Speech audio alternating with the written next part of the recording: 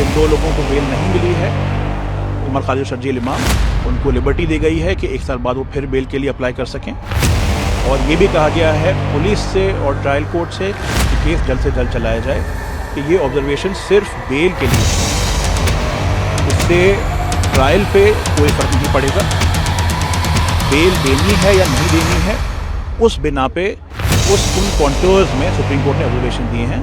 Police और prosecution पूरे अहम गवाहों को कर लेगी पहले उसके, तो वो पहले भी अप्लाई कर सकते हैं बेल के लिए। लेकिन अगर वो 1 साल तक नहीं कर पाए तो 1 साल के बाद उनको राइट होगा फिर से बेल के लिए रीअप्लाई करने का। अगर आप इस वीडियो को देख रहे हैं, इसका ये मतलब है कि मुझे गिरफ्तार कर लिया गया। इस वीडियो के जरिए मैं आपको एक संदेश देना चाहता हूँ। दिल्ली दंगों में जो दिल्ली पुलिस की कार्रवाई है, उसमें वो दंगाइयों को नहीं पकड़ रहा है, जिन्होंने खुलेआम दंगा किया, दंगा भड़काया, पुलिस की मौजूदगी में भड़काया, टीवी कैमरा के सामने भड़काया। हम सबने देखा। उन पर एफआईआर की दूर की बात, उनको एक बार दिल्ली पुलिस पूछताछ के लिए भी नहीं बुला रही है। वहीं दूसरी तरफ जो सरकार के आलोचक हैं, जो सरकार की नीतियों का और खासतौर से सीए कानून का विरोध कर रहे थे, एनआरसी का विरोध कर रहे थे, उनको झूठे मुकदमों में फंसाया जा रहा है। कोई सबूत नहीं है उनके पास। कई सारे छात्र नौजवानों को गिरफ्तार कर लिया है। पिछले कई महीने से मुझको भी गिरफ्तार करने की कोशिश कर रहे हैं। झूठे झूठे बयान चलाते रहते हैं टीवी पे। पहले मेरी स्पीच जो 17 मिनट की स्पीच थी, उसमें से 20-30 सेकंड निकाल के उसको वायरल किया गया और बताया गया कि ये दंगे की साजिश है, कि मैंने लोगों को बोला कि सड़कों पर आके विरोध प्रदर्शन करें।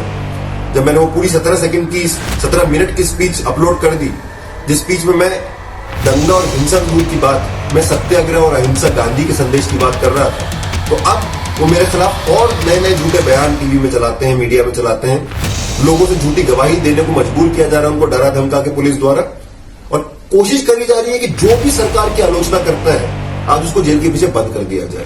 क्या खता है मेरी? क्या ये खता है मेरी कि मैं बोलता हूं कि ये देश जितना आपका उतना मेरा भी है?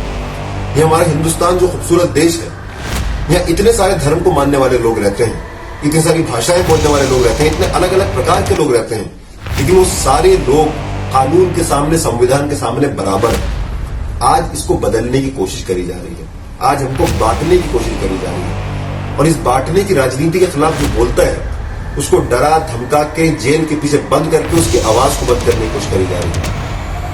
वो हमको डरा रहे हैं, लेकिन वो साथ में आपको भी डरा रहे हैं। वो हमारी आवाज को बंद कर रहे हैं, हमको कैद कर रहे हैं जेलों के पीछे, लेकिन आपको भी झूठ के अंदर कैद करना चाहते हैं, आपको डरा के चुप करा देना चाहते हैं। बस एक अपील करके मैं अपनी बात खत्म करूंगा, डरिए मत।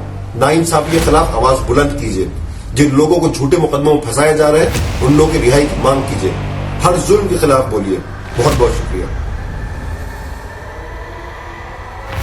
दोस्तों, ये वीडियो 2020 का है, जब उमर को दिल्ली दंगों के बड़े षड्यंत्र केस में गिरफ्तार किया गया।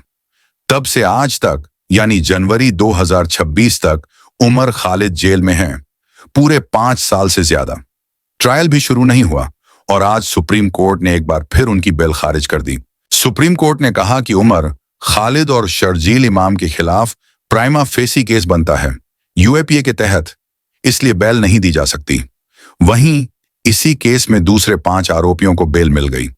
उमर की पार्टनर बनो ज्योत्सना लाहिड़ी ने बताया कि उमर ने कहा, मैं दूसरों के लिए खुश हूं जो बाहर आ रहे हैं, लेकिन अब जेल ही मेरी जिंदगी है।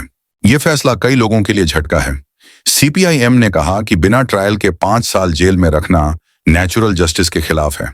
अंतर्राष्ट्रीय स्तर पर भी आवाजें उठ रही हैं कि यूएपीए का दुरुपयोग हो रहा है। दोस्तों, उमर खालिद जैसे एक्टिविस्ट्स ने सिर्फ शांतिपूर्ण विरोध किया था। क्या लंबी जेल बिना ट्रायल के न्याय है? आप क्या सोचते हैं?